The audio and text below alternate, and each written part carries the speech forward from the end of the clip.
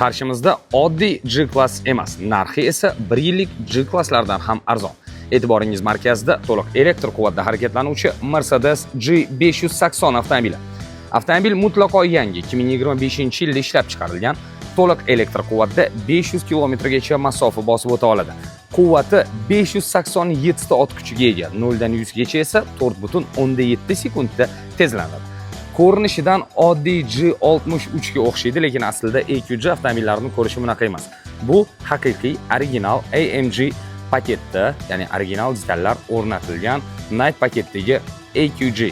Demak, avtomobil to'liq elektr quvvatda harakatlanuvchi Mercedes oilasiga mansub EQ oilasi.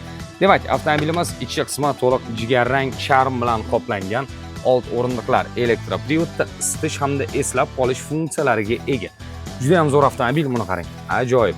Adaptiv cruise control, Distronic, avtoparkovka, 360 gradus kamera hammasi bor va eng qizig'i avtomobilimiz joyida aylanadigan funksiyasi ham bor.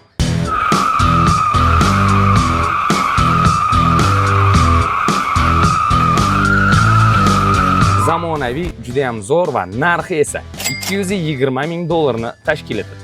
1 yillik G-liklar ham bunchalik narxda turmaydi. Bu esa yangi avtomobil.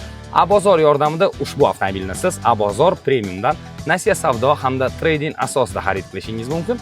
Naqdga xarid qilmoqchi bo'lsangiz, Abozor Premiumga murojaat qiling.